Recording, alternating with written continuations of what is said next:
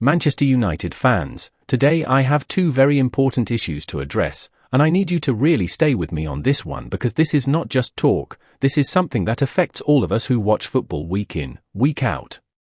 One is a Premier League issue, and the other is a serious Manchester United problem that we can't keep ignoring anymore. But first, let's deal with the Premier League side of things, because what we saw recently has raised serious questions.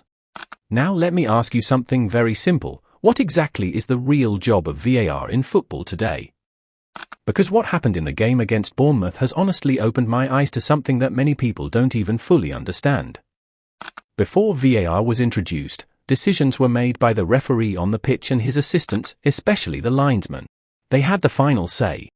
And yes, we all know there were moments they couldn't catch, offsides that were too tight, fouls that happened too quickly, handballs that were difficult to see in real time. So VAR was introduced to help with exactly those situations, to assist the referee by catching what the human eye might miss because the game moves so fast. That was the whole idea. But if we are being honest today, since VAR came into the game, it feels like it has caused more confusion and frustration than actual improvement. Now here is where the real problem starts. How is it that VAR can step in to check a goal even after it has been scored and the referee has already blown for it? But suddenly, VAR can go back, review the build-up, and tell the referee that something went wrong, maybe a foul, maybe an offside, something not right. Sometimes, referees even delay decisions now, waiting for VAR confirmation before fully committing to a call. VAR review almost every goal scored, checking for a possible foul play or offside before the ref can finally decide if the goal will stand or not. But then, when it comes to penalties, why is it completely different? Why does the same referee suddenly act like VAR doesn't exist? Why is he making instant decisions without waiting, without checking, without that same level of review? This has been happening for a while now. If the ref can wait for the VAR confirmation before awarding a goal, why is it that he can't do the same for the penalties? Because the reason VAR is there is because they believe that there are some things the ref can't see. So why can't the ref get a confirmation from the VAR before awarding or not awarding a penalty? And even more confusing, why does VAR intervene in some penalty situations, but stay completely silent in others? That's where the inconsistency becomes a serious issue. It starts to feel like decisions are not being applied equally across all situations. Because if VAR is there, then it should be there every single time there is a potential game-changing decision, especially penalties. The referee should either be called to review it himself or be clearly guided by VAR when there is an obvious error. You cannot say we respect the referee's decision in one moment and then in another moment completely override him. It has to be consistent. It has to be clear, it has to make sense. If the ref has to make decisions without VAR, then why do we have VAR? If the VAR calls the ref in some situations, why don't they call the ref in all game-changing situations? Is it that there is no written laws on these issues for the sake of consistency because there is no consistency in the Premier League at all? There is zero consistency. One thing can be penalty this minute and the same thing won't be a penalty the next minute. Do they even have a law of what should be awarded a penalty and what shouldn't?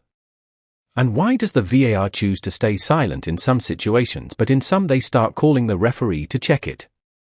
The inconsistency is alarming. It is killing football.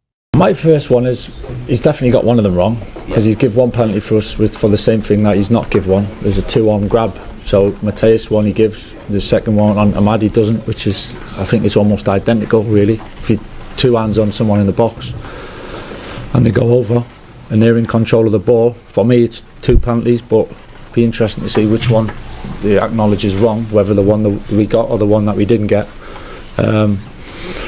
And it's a huge moment and you don't give it, they go down the other end and score, and then it becomes all of a sudden it needs to be a bigger penalty to overturn just because they scored, when actually it's a penalty and it should be a penalty if you've already give one. So a bit baffling really to make sense of that. At this point, it feels like VAR is picking and choosing when to be involved, and that is where the frustration comes from. Because football should be fair, decisions should be consistent, and fans should understand what is going on. So for me, it's very simple: either VAR does the job it was brought in to do, properly and consistently, or we remove it completely and go back to football without it. Because right now, this middle ground is not helping anyone. Now let's get into the main issue of the day, which is our own problems as Manchester United, because this is where the real conversation needs to happen. And before I break everything down properly, let me start from something I've been seeing a lot recently. I'm already seeing many fans shouting and saying Michael Carrick is not the man for the job. People are pointing at the draw and also his substitutions against Bournemouth and using that as the main reason to judge him. But before we even go deep into that, let me ask you a simple question. Between Liverpool and Chelsea, which of them actually won their game with 11 men this weekend? Liverpool went away and lost to Brighton, Chelsea went away and lost to Everton. But Manchester United, with 10 men, away from home, after everything that happened in that game, including the VAR and referee decisions, still managed to come out with a draw. We didn't lose, that actually matters. Now here is something many fans don't fully understand: we don't actually know everything that is going on inside the club. People think you can just bring in a top coach and everything will magically change.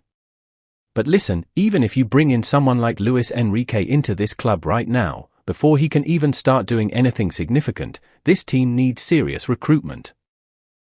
Before he would even start his job, he will tell the board that he needs certain players and he can't work with certain players.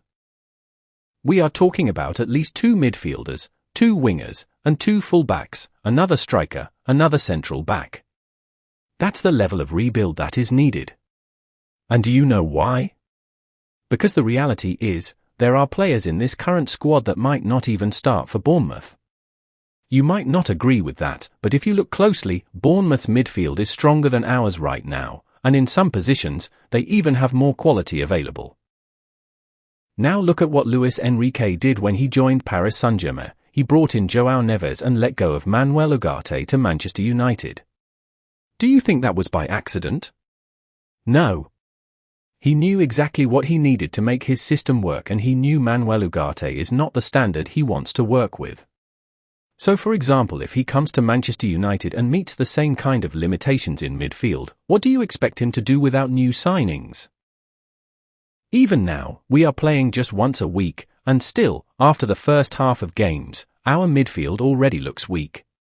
We struggle to keep the ball, we can't string passes together consistently, and even worse, we struggle to win the ball back without exposing our defense. That is a serious issue. And this brings me back to something I have said before, and I will say it again: Kobbie Mainoo cannot carry Manchester United's midfield alone in this Premier League. That is not criticism, that is reality. There are certain games that simply do not suit his profile, and you might not notice it immediately. But the moment Casemiro is not at his best, that is when Mainoo gets exposed. Because if Casemiro gets beaten, Mainoo does not have the physical presence or defensive recovery to consistently stop those runners. It becomes very difficult for him to track back and cover those spaces effectively. That is the truth. Whether people agree with it or not, I will always say the truth. Whenever Casemiro is playing well and Bruno Fernandes is also at his best, you will notice that Kobbie Mainoo naturally plays well too. And there is a reason for that. In those moments, Mainoo is not being overloaded with defensive responsibilities. He is allowed to focus on what he does best: keeping the ball, progressing play, and moving the team forward. That usually tells you something about the type of game we are playing. It means we are either facing a team that is sitting back or a midfield that is not posing a strong physical or fast dynamic midfield. But the moment we come up against teams that are physical, aggressive, and quick in midfield, everything changes. That is when Mainoo starts to get exposed, not because he is not a good player, but because the situation demands more than what his current profile can consistently offer. When Casemiro cannot control the intensity of the game, especially against high-pressing and fast opponents, we all know his weaknesses begin to show. He is not as quick as he used to be, and when the pressure is high, he can be bypassed. And once that happens, it becomes even more difficult for Mainoo to cope. He struggles to track runners consistently in those moments, and suddenly, our midfield becomes wide open. It turns into a space where opponents can easily run through and dominate. We've seen this happen already, against Newcastle United, against Fulham later in the game, and again against AFC Bournemouth. Now let me be clear, This is not me saying Mbeumo is not a good player. That is not the point at all. He is a very talented player. But the reality is that some games simply do not suit his profile, and that is something we have to accept. Now some people might say, we just need a strong, fast defensive midfielder to partner with Mbeumo so he can be protected and play better, and yes, that can help. But that is not a complete solution. Because what happens if that defensive midfielder gets beaten by top-quality opponents? Can Mbeumo then step in and control the situation? What happens if that player is on a yellow card and has to hold back? What happens if he gets injured or substituted and the replacement is not at the same level? For me, a player cannot be considered to be at his best level if he constantly depends on another specific player just to function properly in games. I like Mbeumo, I really do, but the better solution is balance. We need another strong central midfielder and also a proper defensive midfielder so we can rotate, adapt, and choose the right pairing depending on the game. Because right now, the squad depth is simply not good enough. Look at it this way, if Casemiro leaves, that is one big gap. If you add that Christian Eriksen has already left and was not properly replaced, that's another gap. If Manuel Ugarte is also not available or not trusted, that becomes an even bigger issue. That's potentially 3 midfielders that need proper replacements. And this is where the real problem shows. When Casemiro goes off and someone else comes in, instead of feeling confident, we are all watching the game with tension, hoping nothing goes wrong. That is not how a top team should feel. We even saw it recently, when Mazraoui was taken off and Tyrell Malaysia came on, the level dropped, and we got punished badly by a 10-man Newcastle side. That tells you everything you need to know about the depth and the balance of this squad right now. The reason why players like Amad Diallo and Mbeumo keep playing every single game, even when they are clearly not in top form, is very simple. There are no real replacements for them, especially in the wide areas. That is the reality of this Manchester United squad right now. Ask yourself this honestly, if Manchester United had 2 strong, natural wingers on both the left and the right, do you really think Amad and Mbeumo would still be starting every single game regardless of form? Of course not. Competition would naturally push performance levels higher. Players would know that if they drop in form, someone else is ready to come in and take their place.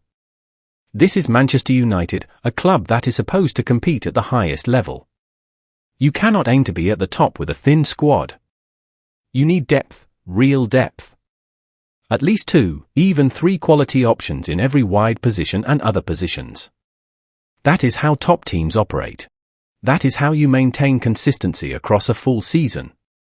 You cannot expect any coach, whether it's Michael Carrick or anyone else, to perform miracles with limited options. It just doesn't work like that. And then we come to another major issue, the fullbacks. What exactly are Diogo Dalot and Luke Shaw consistently offering in games? Because when you really watch closely, there are serious limitations there too.